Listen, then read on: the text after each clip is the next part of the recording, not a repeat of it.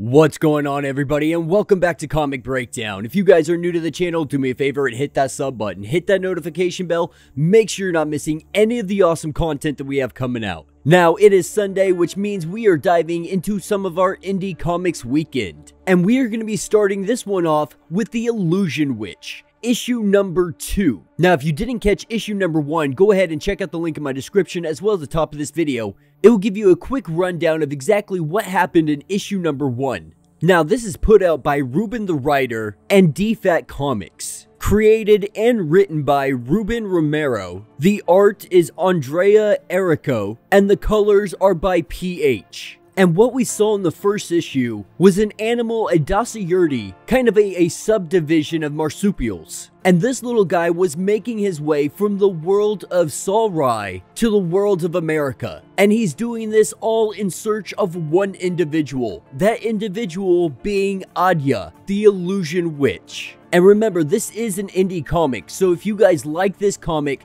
go ahead and check out the links in my description. It'll take you to links so you can support the comic, you can keep up when their next Kickstarter is, so you can help support their issue number 3 and all of the continuations moving forward. And with that being said, let's dive into this breakdown. Alright gang, so as we dive into issue number 2, we're picking up in the world of Salrai, and we're getting told a story about 3 brothers. Now, these 3 brothers, they really wanted power and knowledge. It was something that they sought after day, endlessly going after this goal. But in search of this goal, they allowed themselves to be tempted by darkness. And in this darkness, they were swallowed up. This darkness became the 3 brothers. And with every darkness, there is always some light. And that light was Siren. The Siren was the light of Salrai. She was the very living embodiment of power and knowledge. And so, of course, these 3 brothers, they came for the Siren. Seeking that power, seeking that knowledge. They craved it. But what they did not anticipate was her true power. And with her power, we see the 3 brothers, they disappear. The only issue is the Siren, she was fatally wounded in this. And because of this fatal wound, they are going to have to do something drastic.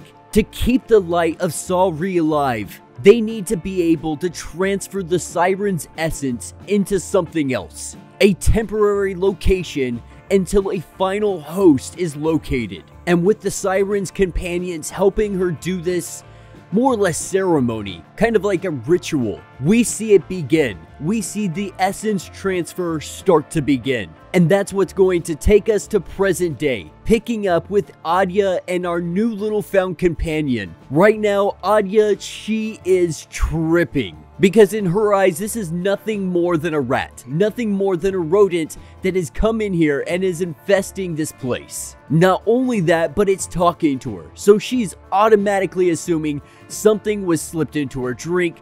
There's got to be something going on that's causing this animal to talk to me right now. But it's trying to let her know that Salrai is in danger right now. The Siren has sent him here to find her and bring her back.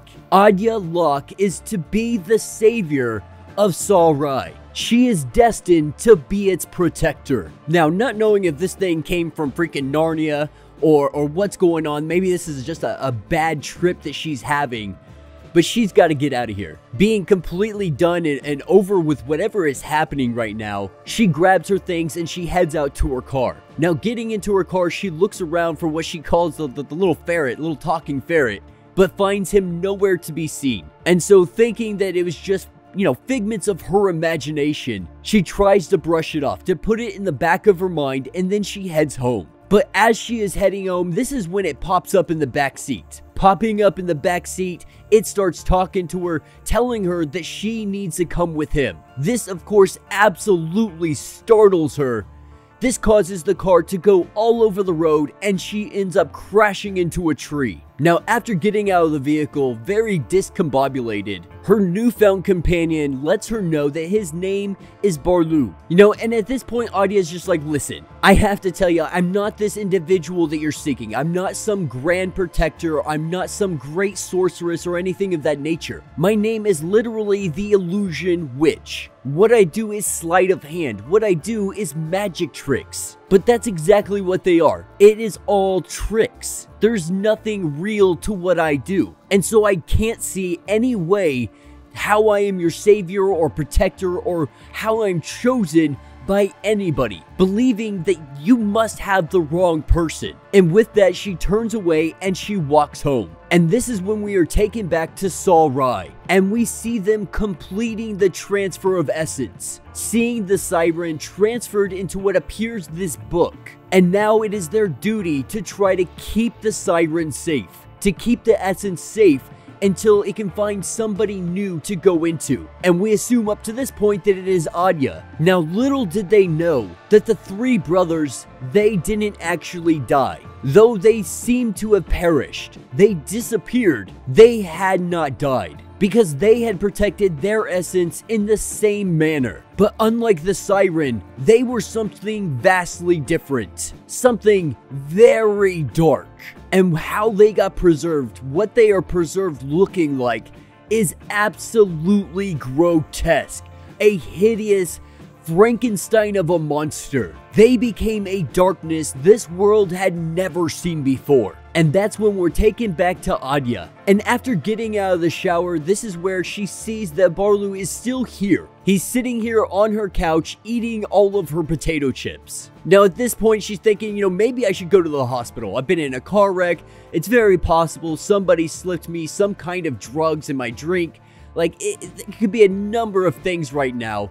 It might be wise to go check myself into the ER and find out what exactly is going on. But instead, she tries to have a conversation with him and lets him know, like, even if I were a savior, like, why should I care? How does this affect me in any way, shape, or form? Especially when I don't even like the world I'm currently living in. So you want me to care about something that I have never seen, something that I don't even know exists, some kind of Narnia that is so far away I or anybody else has never seen this place. But after having such a long day, having so much going on, we see her slowly start to pass out in mid-conversation. And as she begins to fall asleep, this is when our little companion, he pulls out some dust. Blowing this dust in her direction, she inhales it and something happens to her, almost as if she begins to sleepwalk. Now this isn't the way Barlu wanted to do this. He had really hoped that Kevlin was going to have some good gratitude for what he is doing, because he doesn't like having to kidnap somebody in this manner, hoping that she was going to come willingly, but obviously that's not the case. And with his world being in dire straits right now, he has no other option. And so we see her floating into a portal. And as she enters, so does Barlu. And as she walks through this portal, and it closes behind her, that is when she awakes. She awakes to find herself in some enchanted land. And of course, this is obviously overwhelming. So drastically overwhelming, she has to sit down and just take everything in. Because at the end of the day, she feels like this is just not her. Being a savior, being a protector, that is just not who she sees herself as. But setting this aside and trying to figure out what to do next, they head off to Kevlin and the others to try to meet up with the siren like they are supposed to be doing. But as they start traveling down the mountain paths, they go off in a wrong direction. Going off the beaten path, this is when they run into a wyvern. Its red dragon-like skin, its giant teeth coming at them. They have to make a run for it. And with them both running as hard and as fast as they can, running out of breath, they think they might have lost it, but it is still hot on their trail. And we see Barlu stand up for Anya. And I think it's absolutely, probably one of my favorite parts about this, because he's just like, stay away from my new friend. In the most adorable way possible, as if he's going to be able to take on this essentially dragon by himself. And obviously that's not the case, and we see him get hit with the tail and sent in the opposite direction. And with Anya about to be an afternoon freaking snack, this is where we see the arrival of Orion, him being the sworn protector of Anya. and he put down this thing in one shot. One shot with an arrow, and this wyvern took it to the ground. And that is where this issue will end. So let me know what you guys think down in the comments. My first initial thoughts on this is something I really do enjoy. You know, I don't cover a lot of high fantasy stuff on this channel. It's definitely more superhero oriented and so on and so forth. And that's not to say that I don't love high fantasy, because I am one of the biggest fans of high fantasy, D&D, all of that stuff. And that's one of the reasons I think I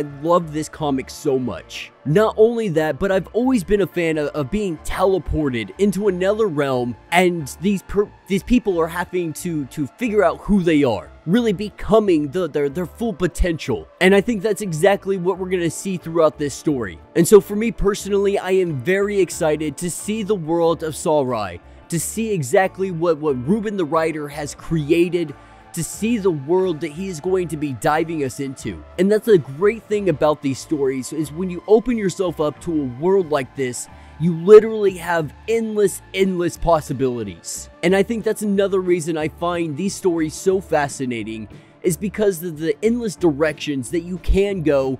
And even after you're done with your story arc, you can go in so many other directions. Just the endless potential that is at your fingertips. Personally, I have to say I thoroughly enjoyed the writing. Ruben the writer does some phenomenal writing. I really think he does a great way of getting to the point, explaining the story, giving you just enough depth to understand, but not writing paragraphs of dialogue to try to get his point across. I absolutely love the artwork. I think the colors are perfect, and the line work, the pencil work is done so well. I feel like these are really good representations of the idea he had in his head when creating and writing these characters. But yeah, let me know what you guys think down in the comments. If you have not yet, do me a favor, hit that sub button, hit that notification bell, make sure you're not missing any of the awesome content we have coming out, and until the next breakdown.